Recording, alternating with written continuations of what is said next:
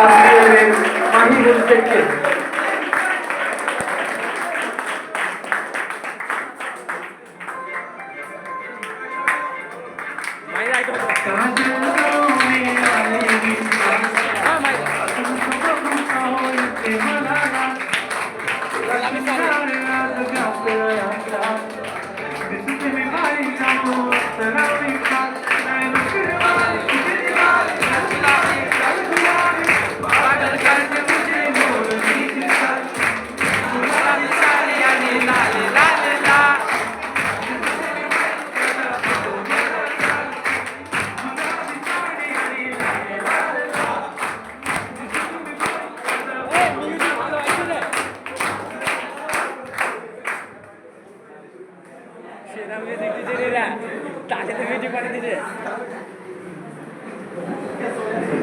আপনাকে আর কি বলবো, একটাই গান না কবিতা। প্রথমত শরীরটা একটু অসুস্থ আছে, আর কবিতা কবিতা বলো না, কবিতা কখনোই বলি না, আর হয় না। আর গান বাবা, আমার জীবনে কখনো লোক সমাজে গান করেনি। যদি রাস্তায় চলছি, চলতে চলতে কি একটা মনে আসতে হচ্ছে গেয়ে দিলাম, জানি না সেটা গান কিনা। তো মাঝে মাঝে সেটাই কি করা হয়, তো সেটা কালকে একটা লিখেছিলাম, সেটা ওখানে শোনানো হয়েছে। তোমরা যদি বলো তাহলে হয়তো শুনতে পারি। অবশ্যই অবশ্যই, আজকে কিছু লিখে ভেবেছিলাম, কিন্তু সেটা শারীরিক অসুস্থতার জন্য হয়নি। আমরা সবাই দোয়া করবো স্যার যাতে সুস্থ হয়ে যায়।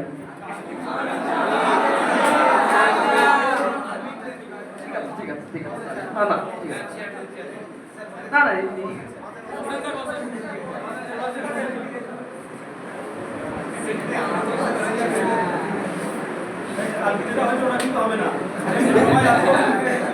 বলছি, হ্যাঁ শোনো। আজ ভারতে তপ্ত দুপুরে ছায়া দানকারী বিশাল বটবৃক্ষের বক্ষে রক্তের তাজা গন্ধ ছেয়ে গেছে। ক্লান্ত দুপুরে প্রেম জাগানো কৃষ্ণচূড়া ফুলে মরিচা পড়েছে। আষাঢ়ে আমন ধানের মাথায় লাল মেঘের খরা নেমেছে। শরতের আকাশে ভাঙা ভাঙা সাদা মেঘের নিচে কাশফুল কাফনে মুড়েছে। হেমন্তের শিশির ভেজা ঘাস লাল হয়েছে। ভরা বসন্তেও কুষ্ঠরোগ বাসা বেঁধেছে। ধর্ষিতা আজ লোহিত সাগরের লাল শৈবালে মিশেছে।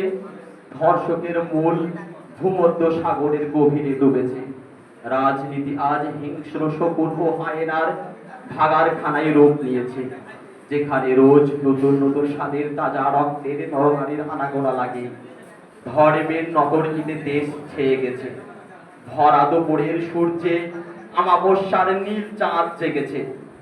সবকিছুর সঙ্গে এই কেন্দ্রের যোগ রয়েছে। কবি মণিভূষণ ভট্টাচার্যের কবিতার অংশ। সেই নেতাকে মহিলা সরবরাহ করত। সেই নেতার সঙ্গে মন্ত্রীর যোগাযোগ ছিল, মন্ত্রীর সঙ্গে কেন্দ্রের যোগ ছিল, কেন্দ্রের সঙ্গে পরিধির যোগ ছিল, পরিধির সঙ্গে ব্যাস এবং ব্যাসের সঙ্গে ব্যাসার্ধের সংযোগ ছিল। এবং এই সব সূক্ষ্ম যোগাযোগগুলি একসঙ্গে গিট লেগে একটা মোটা লাইলনের দড়ি হয়ে দিদির গলায় ফাঁস লাগিয়েছিল। আমার কাছে দিদি মানে নির্ভয়া, দিদি মানে তিলোত্তমা, দিদি মানে কামদুনি, আমার কাছে দিদি মানে ভারতবর্ষ।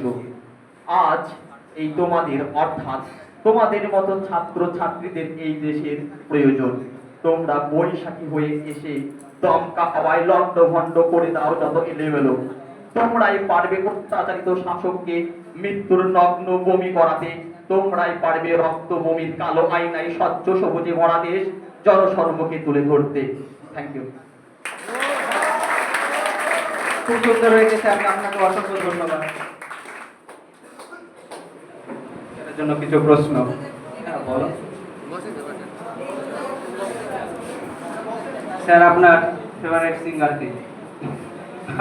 আমি প্রথমেই বলছি আমি গান শুনি না, আমার জীবনে খুব কম সময় গান শুনেছি। তবে মান্না দে, তারপরে হচ্ছে নচিকেতা, তারপরে হচ্ছে আর.ডি. বর্মন, বর্তমানে অরিজিৎ সিং, কেউ ভালো লাগে গান শুনতে।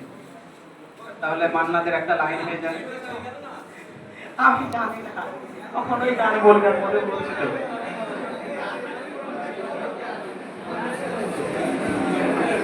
ঠিক আছে, আপনার দ্বিতীয় প্রশ্ন। হ্যাঁ বলো। স্যার, আপনি এমন কি কোনো ক্রাইম করেছেন যেটা সুপার স্যার জানে না? দেখো, বিষয়টি ক্রাইম বলে না, ক্রাইম আলাদা জিনিস না। সেই একটা আমরা ফর্ম। ছোট মানুষ, মানে কিছু ভুল করে ফেলি, তবে সব ভুল তো চোখে পড়ে না। স্যারেরা থাকেন আমাদের ভুল শুধরানোর জন্য, চোখে পড়াটাই আমার মনে হয় সব থেকে ভালো। কারণ একবার চোখে যেটা পড়লে পরবর্তীতে সেটা আর হবে না। তবে হয়েছে, এরকম বেশ কিছু ভুল হয়েছে অবশ্যই।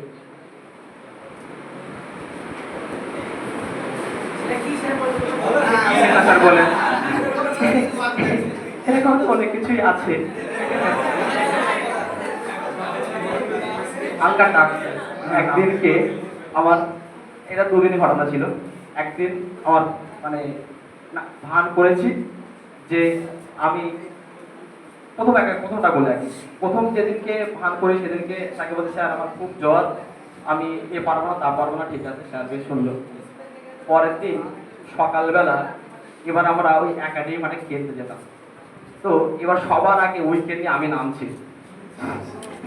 তো সেদিনকে স্যার দেখে ফেলেছিলেন, ইচ্ছামত সেদিনকে যাক মানেননি, বকেছিলেন। পরবর্তীতে এই ঘটনা আবার একবার পুনরাবৃত্তি হচ্ছিল, কিন্তু স্যার সেদিনকে আর দেখেনি। ঠিক আছে। আচ্ছা, আরো অনেক কিছু আছে, ভাবছি তো মনে পড়ছে না এখন, অনেকদিন হয়ে গেল, এক যুগ হয়ে গেল প্রায়। Thank you.